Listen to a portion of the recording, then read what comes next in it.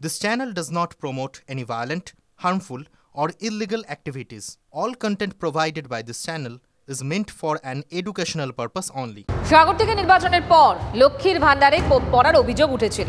লোকসভা ভোটের পরও একই ট্রেন্ড। কোচবিহারে একের পর এক নেতা হুঁশিয়ারি দিচ্ছেন।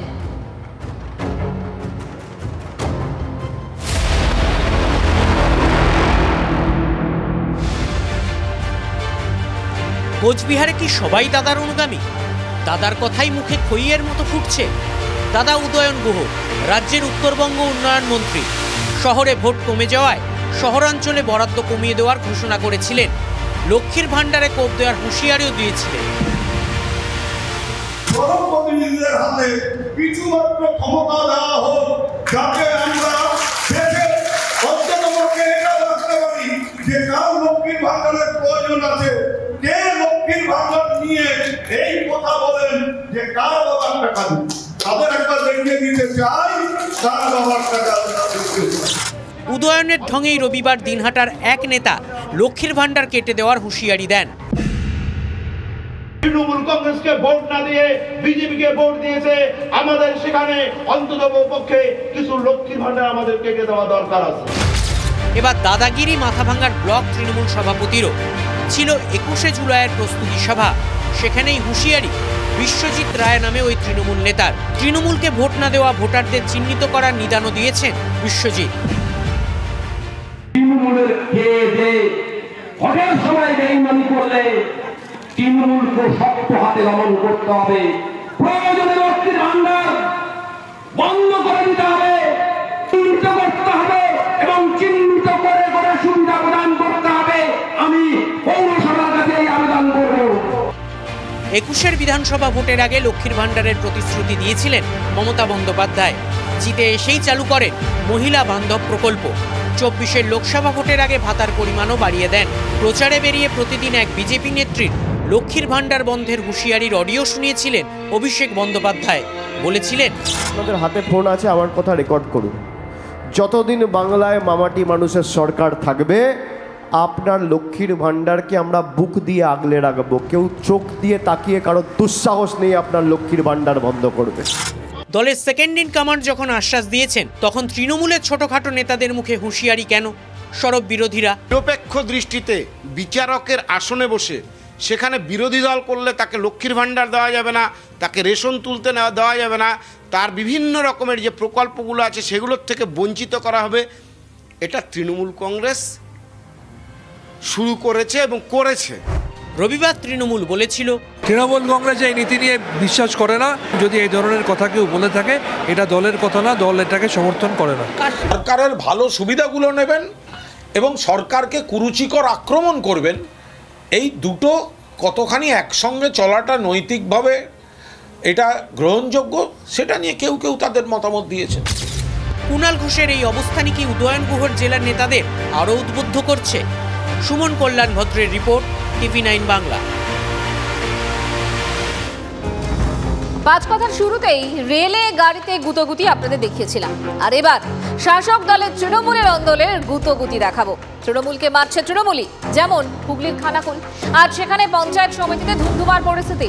অভিযোগকারী আর অভিযুক্ত সকলেই তৃণমূলের। পঞ্চায়েত ভোটের পর বছর পার হতে চলল, তাও পঞ্চায়েত সমিতির দখল নিয়ে তৃণমূলের অন্দরে ক্ষমতা দখলের লড়াই এখনো চলছে। শাসক দলের দুই গোষ্ঠীর সংঘর্ষ ঘিরে উত্তাল হুগলির খানাকুল এক পঞ্চায়েত সমিতির অফিস।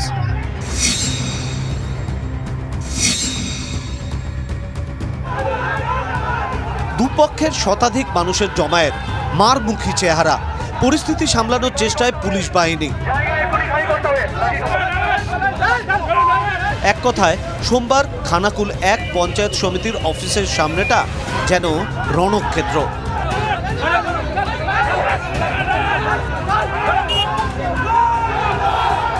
কিন্তু কেন এই পরিস্থিতি? জানা গিয়েছে, পঞ্চায়েত সমিতির বোর্ড গঠনের পর থেকেই তৃণমূলের গোষ্ঠীকন্দল চলছে। একদিকে পূর্ত কর্মাধ্যক্ষ নইমুল হকের গোষ্ঠী, অন্যদিকে খানাকুল 1 নম্বর ব্লক তৃণমূল সভাপতি দীপেন মাইতির গোষ্ঠী। তৃণমূলের দুই গোষ্ঠীর দাপাদাপিতেই বারবার অশান্তি বেঁধেছে। কোন্দলের মধ্যেই গত মাসে দুর্নীতির অভিযোগ তুলে ব্লক তৃণমূল সভাপতির অনুগামী বেশ কয়েকজন কর্মাধ্যক্ষ ও সমিতির সদস্য পদত্যাগের ইচ্ছা প্রকাশ করেন। তাতেই পঞ্চায়েত সমিতির স্থায়ী কমিটি ভেঙে যাওয়ার মতো পরিস্থিতি তৈরি হয়। সোমবার এই নিয়ে খানাকুল 1 পঞ্চায়েত সমিতির অফিসে বৈঠককে কেন্দ্র করে সম্মুখ সমরে তৃণমূলের 2 গোষ্ঠী।